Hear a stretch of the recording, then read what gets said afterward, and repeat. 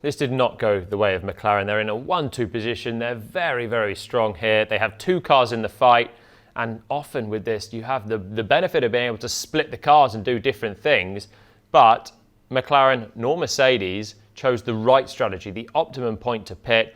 And that one went to Max Verstappen. So as the teams finally decide Inters is the right call, those at the front, Verstappen pits, Sainz pits as well. And there are 3 laps that the top drivers pitted. The first one was the best one, and Max called it from the cockpit. Carlos Sainz actually called it before Verstappen earlier in the lap. They were running together. Sainz was right on the tail of Verstappen, having a really solid drive as well in the Ferrari, making the most of the conditions. But in the pit stop phase, as they emerged, Sainz loses quite a lot of time to Max, who called the right stop and delivered on the in-lap and the couple of laps afterwards. But you can still see Carlos does the best call, and even though he loses some time to Max, who's the benchmark here at 0 time loss, it's still the right call to come in on the first lap. The next best call is to come in on the second lap, but the problem is for both Mercedes and both McLarens, they're focused on watching each other. They're not preempting the track conditions. Verstappen and Sainz were very much adamant it is the time for Inters so long as the rain is going to continue, and that's the problem that Leclerc and Perez had. We'll get onto that later. But so long as the rain is going to continue, which they were told it is for 20 minutes, then they incisively said, this is the time to pit. They only had one car in the fight, Red Bull and Ferrari, and they nailed it with their car. McLaren and Mercedes looking at each other, none of them pitted on the first lap, which left one of the cars a little bit scuppered. So on the second lap, you get Norris and Hamilton, the lead McLaren and the lead Mercedes coming into the pits, which was the only sensible thing left now for McLaren and Mercedes to do. And so Norris loses a load of time to Verstappen, but him and Hamilton on a pretty even keel coming through this. They are still at the front of the race. Verstappen's first stint was so poor that even with a big gain in the pit stop, he's not in contention at this stage. But McLaren and Mercedes then cover off with their lead driver. That's why that move from Hamilton in the first stint was so critical, to get ahead of George Russell, because then Russell also pits on the second lap, but he has to double stack, and that is why you get this offset from George compared to Lewis and Lando, and it really costs Russell the lap time, but also the position now to Max Verstappen as well. So that's the podium gone for the early race leader. But it's not the worst situation for Russell. The worst comes for Oscar Piastri, who stays out another lap and loses a whole heap of time. He loses pretty much an entire pit stop compared to his teammate. He loses a whopping 25 seconds compared to Max Verstappen by staying out an extra lap on the slick tyres.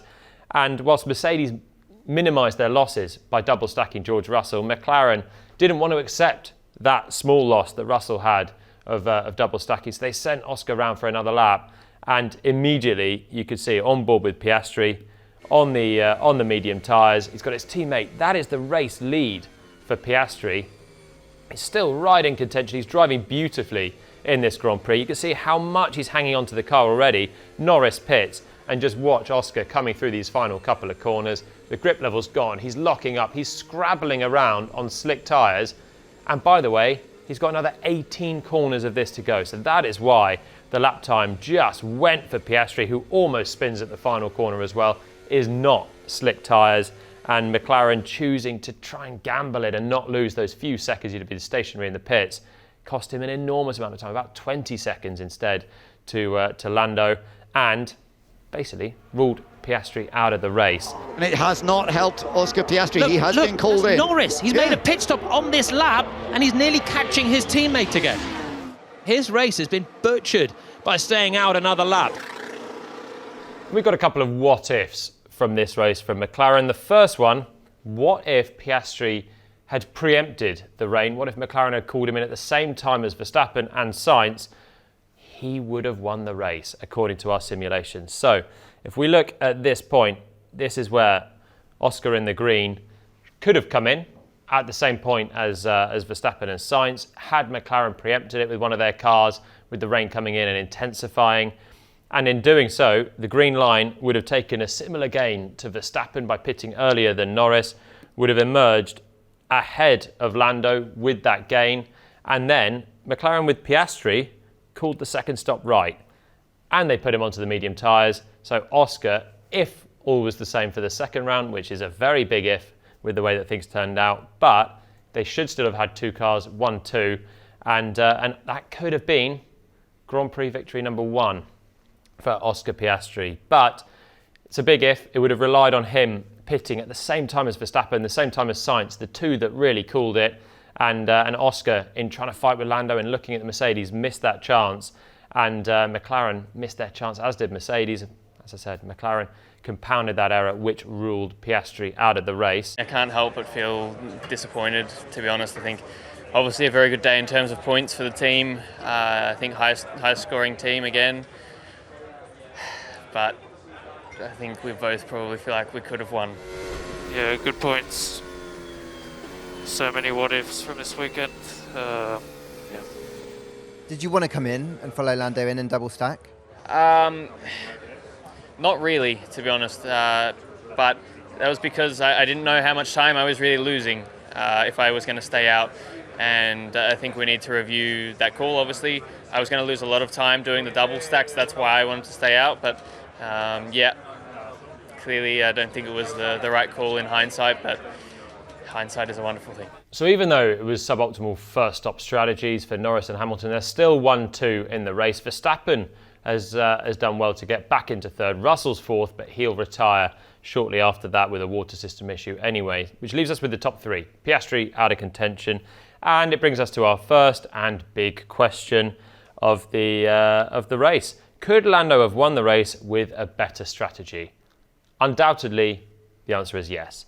He was at the front of the race, but there was a crucial call, which was a fairly simple call, going from inters to slicks. In theory, you know the track's drying, there's no more rain coming, but what tyre do you go on and when do you pit? The crucial parts. And McLaren did not get this one right. So they had a new medium available. That was the best tyre, theoretically, to get to the end of the race, but there's a lot of confusion over the radio. Lando Norris is working really hard. He's got Lewis Hamilton homing in on him. And first of all, they don't get the pit stop on the right lap. Mercedes are in. Secondly, they don't fit their best tyre to go to the end of the race. But the team radio dialogue is fascinating, the difference between McLaren and Mercedes. So let's listen in and hear how this one played out. Okay, mate. Hamilton, Red Bull have pitted. But how is it soft? Anyone on it? On the out lap, soft doesn't look quickly yet for the people that have done it. Oscar's fitting a medium. Yes, box. Verstappen went hard. We need to box. The soft is better now. Any slick tyre. Okay, so we can choose a medium to cover people like Verstappen, or we choose a soft to cover people like Hamilton. Hamilton. I think Hamilton, or do you think medium? I don't mind. We're going soft. Box this lap, please. Box this lap. So you can hear on the McLaren team radio, it's utter chaos, to be honest. They're in the lead, they're panicking, and rather than focusing on what is best for their race, they're trying to wonder what's going to be the best to cover off either a Mercedes or a Red Bull. But there's a half information coming to Norris. It's very difficult when you're sitting in the car to know who the bigger threat is. Hamilton was right with you, so instinctively you say, well, I could see Hamilton in the mirrors, let's cover him off. How far back was Verstappen? What's his pace going to be like on a hard tyre? It's very difficult to know. And the team have got to be more assertive to Lando at the wheel when you've got so much going on, just trying to keep it on the track, keep quick. And Norris undoubtedly missed the chance to pit earlier as well, but the communication across the board was really sloppy. And let's compare it with Mercedes now. Okay, Lewis, from times it looks like it's getting close to the cross. Let us know what you think. Very close, mate, yeah. Happy this lap. Still greasy, but lines just starting to appear through the S's. It's went down, hanging straight. Box. So box. So Norris stayed out, Verstappen in with you. And there we have it. The Mercedes dialogue is so much clearer between Pete Bonnington and Lewis Hamilton. They knew that they were getting close to crossover, got the driver thinking about it. Hamilton with some pretty decisive feedback back as well. And then there's no second guessing. It's pit, you're going for a soft tyre, and that is the one to the end of the race. And by pitting that lap earlier, they called it right. by fitting a soft tyre. They either had a soft or a hard to go on. They went for the soft, and that one worked out okay for Hamilton as well in clear air. McLaren really chasing their tails, not being preemptive on strategy, trying to just cover off everyone, looking around. But once again, it's cost them. And it's been a few times this year that they've lost out. This is the crucial lap. So this is fascinating. Is this going to be the right decision to go onto the slick tyres on this lap? Whilst McLaren were maybe a lap late to pit Lando still didn't do the best job either from the cockpit at the pit stop. So we have these markers as drivers that you're aiming for to stop right next to your front wheel markers. And that is so that the gunman who is ready and waiting here can just latch on and you have a 2-second pit stop if all things go to plan. But as drivers, what you want to do is get straight into the pit box and stop with your front tyres on those marks. But as we see Lando coming into the stop, he is quite a long way. And look at the way that the whole team have to reset. He's a really long way ahead of his marks. That means that McLaren not only are slow in pitting Norris, but they have a slow pit stop as well, which gives Hamilton an easy lead when Lando emerges on his soft tyres. And you can see from Lando's point of view, this is quite a tricky part. You're in, you know that you need to do as quick a pit stop as possible because Hamilton was quicker from the very first corners on his slick tyres than Norris was on the Inter. So already they've made a mistake on the strategy. But when he gets onto this apron part, this part here, the apron is very slippery in these conditions. And Lando basically just doesn't exercise enough caution, knowing that he needs to do a good stop. Thankfully, the front jack man manages to retreat and he doesn't knock him over, which we've seen occasionally in the past. And Norris goes out on some soft tyres. But by delaying the pit stop, by missing his marks as well, Hamilton now has a sizable advantage. And Lando has tried to just cover him off on the soft tyres. That was the chat. But the job is already done. Hamilton's already in the lead.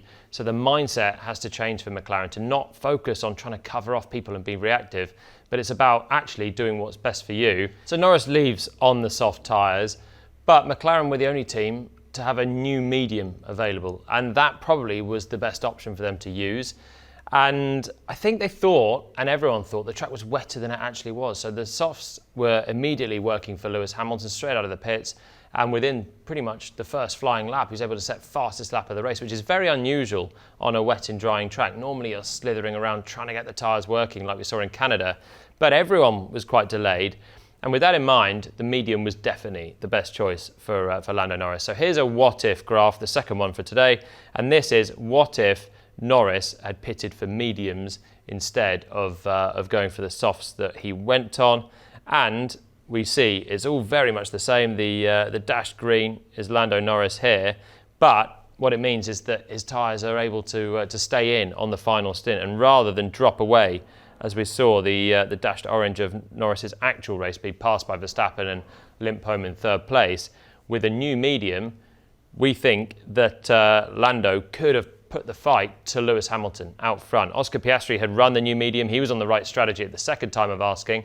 But his race was already done. But had Norris done the same as his teammate, Lando certainly should have been holding on to second ahead of Max and possibly fighting with Lewis Hamilton for a British Grand Prix win. So it's another strategy error that is twofold for McLaren. Pitting too late, losing that chance to hold on to Hamilton. Yes, there's a Norris pit stop error in there as well, but fitting the wrong tyre. It's all reactionary stuff from McLaren, which is something they absolutely have to work on. It wouldn't surprise me if there were changes afoot as well with that team, because there's been just a few strategy errors so far this year, and they've been caught and they've been missing too many Grand Prix wins. I'm not making the right decisions, you know. At the same time, I blame myself today for not making some of the right decisions, but I hate it. I hate ending in this position and ever having excuses for not doing a good enough job, but I'm so happy. I'm still going to enjoy it. I think we still did so many things right, so many positives, but especially here in Silverstone, the one place I would love for everything to go perfectly. It didn't today, but I'm good. We'll come back stronger next year and try again.